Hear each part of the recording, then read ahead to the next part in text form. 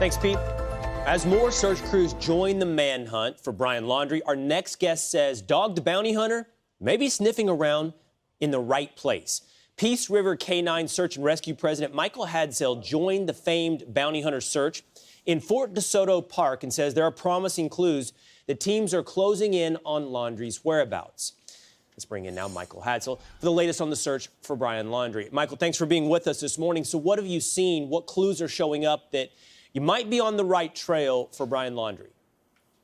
Well, I wasn't out there the last couple of days. We were called off onto another search that we were assisting on Alzheimer's victim recovery, which was successful.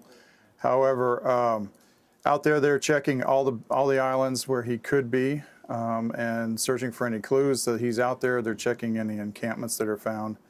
We are using K-9 to clear the islands and make sure that he is or is not there.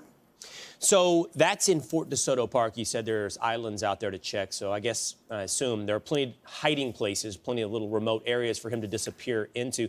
What do you make on the other hand? And I think Dog the Bounty Hunter has guessed this could be true as well, that he might be somewhere on the Appalachian Trail. There's a report of a hiker who thinks he encountered Brian Laundrie on the Appalachian Trail. What do you make of that lead? Well, it's as with all leads, they have to be prioritized and worked according to their credibility, and I'm sure there's already a team up there working to see if he's up there and if that lead is credible. But right now you have information, or you've been a part of or aware of the information when it comes to Fort DeSoto Park. So how do you use dogs, actual dogs, not Dog the Bounty Hunter, how do you use the dogs to help track him down in a potential location like Fort DeSoto Park?